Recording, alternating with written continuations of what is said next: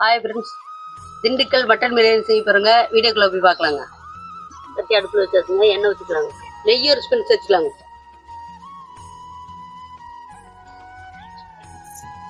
வரமிளகா தூள் வச்சுக்கலாங்க. எண்ணெயில் அப்படியே எண்ணெய் நெய்யோட அப்படியே வரமிளகா தூள் அப்படியே கிளறி விட்டுக்கலாம். வளையரி வெங்காயம் ஒரு கப் சேர்த்துக்கலாங்க. ஒரு கப் சேர்த்து விட்டுக்கலாம். எண்ணெயிலே நல்லா வதங்கி சவத்துக்கு வைப்போம். ஒரு பச்சை மிளகாய் சேர்த்துக்கலாங்க. எண்ணெயிலே நல்லா வதக்கி பச்சை மிளகா வெள்ளையரி வெங்காயம் எல்லாம் வதக்கி விட்டுக்கலாம். பச்சை மிளகாயில கொஞ்சம் சேர்த்துக்கலாங்க. வச்சு எல்லாத்தையும் கிளறி விட்டுக்கலாங்க. வதக்கிக்கலாம். பூண்டு பேஸ்ட் அரை கப் சேர்த்துக்கலாங்க.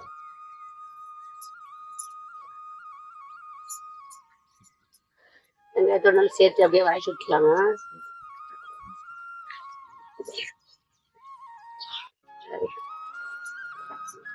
சின்ன வெங்காயம் அரை கப் தட்டி வச்சிருக்கு, அதையும் சேர்த்துக்கலாங்க.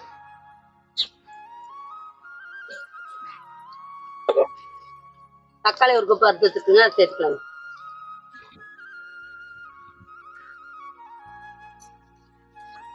எல்லாத்தையும் போட்டு எண்ணெயில கொஞ்சம் சேர்த்துக்கலாங்க. தக்காளி வேகறதுக்கு உப்பு சேர்த்துக்கலாங்க.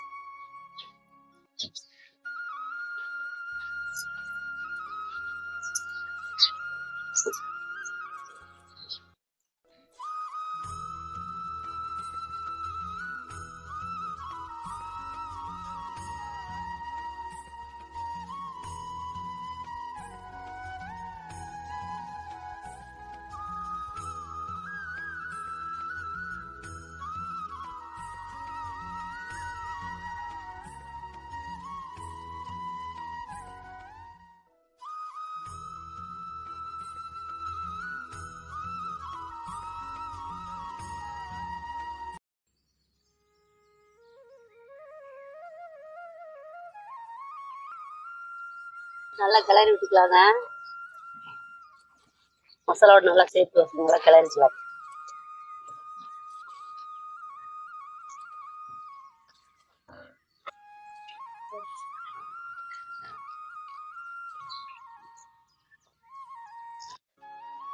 பட்டை கிராம்பு பிரியாணி எல்லாம் தண்ணி ஊற்றி நல்லா மிக்சியில் போட்டு நல்லா குறைப்பா நைஸாக அறுத்து வச்சுக்கோங்க. அதை போட்டுக்கலாங்க.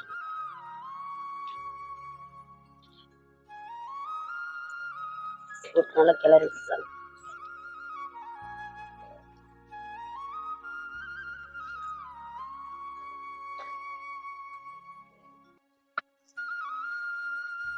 அரை கிலோ அரிசிக்கு அரை கிலோ கறி சேர்த்துருக்குறேங்க. அரிசி முடிச்சோம்.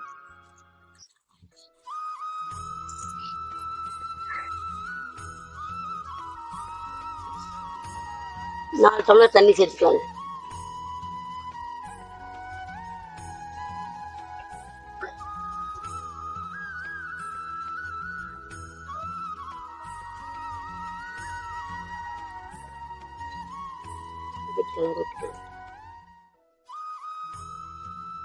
கிளறிட்டு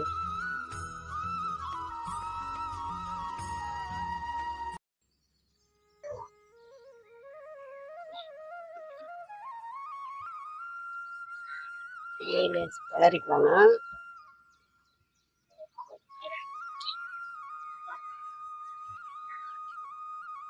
இவ்வளோ புரிஞ்சு வச்சுருக்குங்க.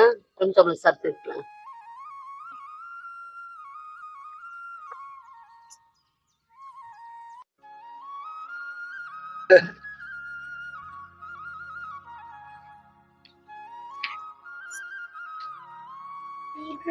தம் போட்டுக்கலாங்க.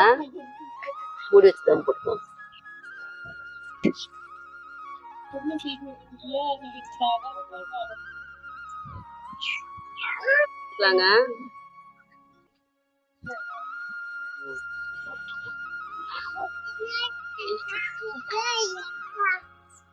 வாங்க, பிரியாணி ரெடி ஆயிடுச்சு. திண்டுக்கல் மட்டன் பிரியாணி ரெடி ஆயிடுச்சு.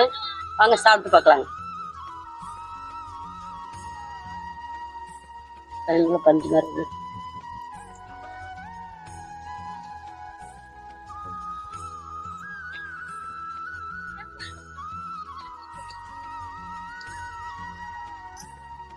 பிரியாணி சூப்பரா இருக்குங்க. உங்க வீட்டில் இதே மாதிரி செஞ்சு பாருங்க. எங்கள் வீடியோ பிடிச்சிருந்தா லைக் பண்ணுங்கள், ஷேர் பண்ணுங்கள், சப்ஸ்கிரைப் பண்ணுங்கள். அடுத்த வீடியோவில் பார்க்கலாம். கண்டிப்பா அடுத்த வீடியோவில் இது வித்தியாசமா இருக்குது. இந்த பிரியாணி செஞ்சு பாருங்க.